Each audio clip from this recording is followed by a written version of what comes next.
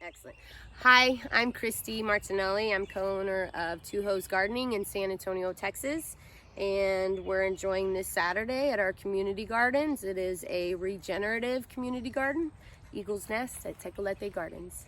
Híjole. So today I'm helping Michelle transplant a bell pepper into her garden. And I was just noticing when I took it out of the pot that these were really root bound. So just so that you understand what people say when they say, oh, that's root bound. So when planting this, I was sharing with Michelle, since it is root bound, I would be a little bit more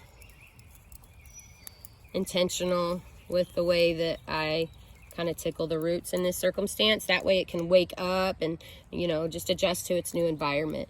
These guys are the stronger roots, so I definitely didn't want to harm those. Wanted to be mindful not to tear them as much. But okay, and so one of the things that I always do, especially with to prepare for our summers in Texas, is I always sprinkle a little bit of mycelium on the roots. That's going to strengthen the roots. It's super important.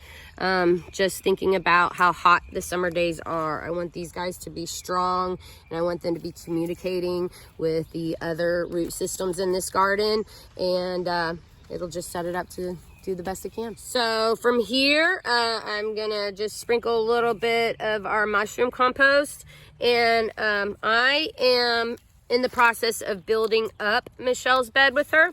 And so what that means is we're not gonna dig into anything. We are just going to basically mound around it.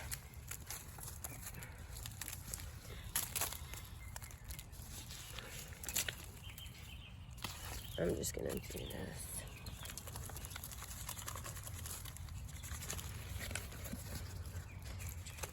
And then from here, I'm just gonna gently pack it in.